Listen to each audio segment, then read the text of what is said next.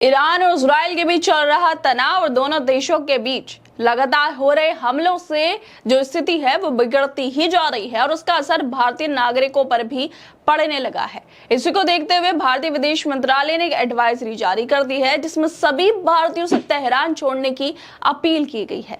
Iran में भारतीय दूतावास ने कहा है कि जो भी भारतीय या भारतीय मूल के लोग अपने संसाधनों का इस्तेमाल कर सकते हैं वो तेहरान से बाहर जाकर सुरक्षित जगहों पर चले जाएं। लेकिन ये सलाह लोगों के बीच सवाल खड़े कर रही है कि आखिर सरकार अपनी जिम्मेदारी से क्यों पीछे हट रही है। ईरान इजराइल संकट के बीच तेहरान से भारतीयों को सुरक्षित निकालने के लिए सरकार क्यों अपने संसाधनों का इस्तेमाल नहीं कर रही है। क्या विश्वगुरु बनने का दावा करने वाली सरकार अपने नागरिकों की सुरक्षा सुनिश्चित करने में नाकामयाब साबित हो रही है। एक तरफ जहां देश विश्वगुरु बनने का सपना देख रहा है, वहीं दूसरी तरफ ईरान जैसे संकट में फंसे भारतीयों से कहा जा रहा है कि वो अपने बूते पर सुरक्षित जगह ढूंढे। तेहरान यूनिवर्सिटी में भारत के 1200 छात्र फंसे हैं और इजराइल ईरान के बीच छिड़ी जंग में सैकड़ों बाकी भारतीय नागरिक भी वहां परेशान हैं। लेकिन लगता है सरकार की तरफ से उनकी सुध लेने की कोई जल्दी नहीं है। इन बेकसूरों को निकालने के लिए कोई ठोस कदम क्यों नहीं उठाया जा रहा। दूसरे देशों की वॉर रुकवाने वाले हमारे नरेंद्र मोदी को अब ईरान और इजराइल की वॉर जरूर रुकवा देनी चाहिए ताकि भारतीय सुरक्षित आ सके। हमारे नागरिक ईरान में फंसे हुए हैं, क्या अब भी जो वॉर रुकवाने वाले हमारे पोपो हैं फिर से फोन मिलाएंगे और अपनी जो कूटनीति का जादू है वो दिखाएंगे, या बस ट्वीट करके कह देंगे कि हम कोशिश कर रहे हैं। ईरान में धमाकों के बीच ये लोग अपनी जान बचाने की जुगत में हैं और हमें इंतजार है कि कब तक ये विश्वगुरु वाला तमगा वाकई में कुछ काम आएगा। और ऊपर से ईरान में भारतीय दूतावास ने सलाह दे दी है कि अपने संसाधनों से बाहर निकलकर सुरक्षित जगहों पर पहुंच जाओ। क्या भारतीय दूतावास संसाधन नहीं दे सकते? ये सामान्य समय नहीं है। आपको लोगों की मदद करनी चाहिए। सिर्फ सलाह देने से ज्यादा कुछ करना चाहिए ताकि वो लोग जो हैं, जो तेहरान में फंसे हुए हैं, जो ईरान में फंसे हुए हैं, वो लोग बाहर निकल सके, सुरक्षित निकल सके। और जिस तरह से भारतीय दूतावास की ईरान में ये एडवाइजरी जारी की गई है उसको लेकर सुप्रीम कांग्रेस के नेता वो लिख रही हैं कि ईरान में भारतीय दूतावास की सलाह जो भारतीय या भारतीय मूल के लोग अपने संसाधनों से तेहरान से बाहर निकल सकते हैं वो शहर के बाहर सुरक्षित जगह पर चले जाएं।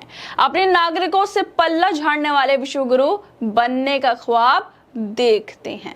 ईरान में फंसे भारतीयों की संख्या हजारों में है, जिसमें कई छात्र और कामगार शामिल हैं। इन लोगों के पास पर्याप्त संसाधन नहीं है कि वो खुद को सुरक्षित जगह तक पहुंचा सके। ऐसे में दूतावास की सलाह उनके लिए एक मजबूरी बन गई। क्या सरकार सिर्फ कागजी कार्रवाई तक सीमित रह गई है?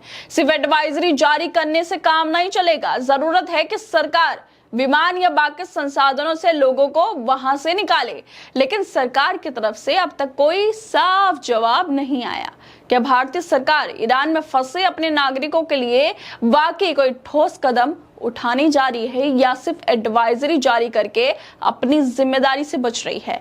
ईरान इजराइल संकट के बीच तेहरान से भारतीय को सुरक्षित निकालने के लिए सरकार क्यों अपने संसाधनों का इस्तेमाल नहीं कर रही है? क्यों उन लोगों से कहा जा रहा है कि अपने संसाधनों का इस्तेमाल करो और सुरक्षित जगहों पर पहुंच जाओ? आखिरकार भारत की सरकार क्यों जो ईरान में भारतीय फंसे हैं, तेहरान में जो भारतीय हैं, छात्र हैं, उन्हें निकालने का काम नहीं कर रही है? और इसी मामले को लेकर पत्रकार हैं कृष्णकांत, वो भी लिख रहे हैं कि तेहरान यूनिवर्सिटी में भारत के 1200 छात्र हैं। इजराइल और ईरान मिलाकर सैकड़ों नागरिक और फंसे होंगे। उन्हें निकालने की कोई पहल क्यों नहीं हो रही? वॉर रुकवाने वाले पोपो को चाहिए कि उसी तरह का एक धांसू विज्ञापन चलवा दें।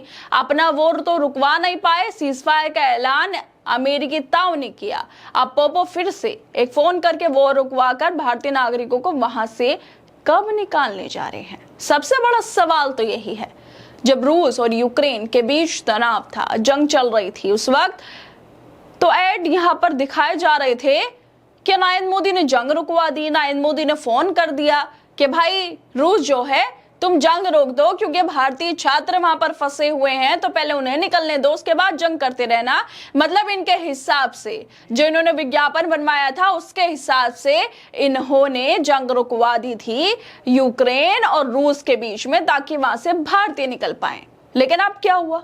ऑपरेशन सिंदूर चला, जब भारत और पाकिस्तान के बीच तनाव था, जब हमारी भारतीय सेना जीत रही थी, तो अमेरिका की तरफ से सीज फायर का ट्वीट आता है और ये बीजेपी वाले वॉर रुकवाने की बात करते हैं।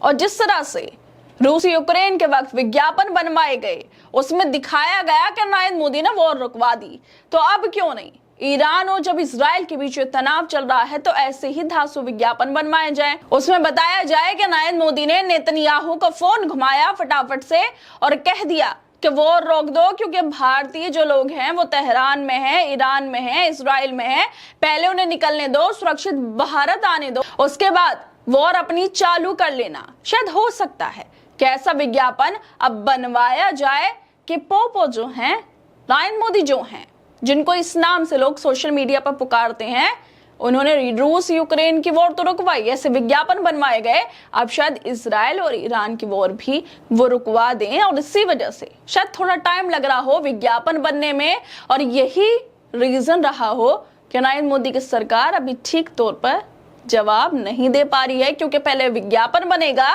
फिर वॉर रुकेगी, फिर भारतीय जरूर भारत वापस आ ही जाएंगे, क्योंकि नरेंद्र मोदी विश्व गुरु हैं और इनका डंका पूरे विश्व में बजता है।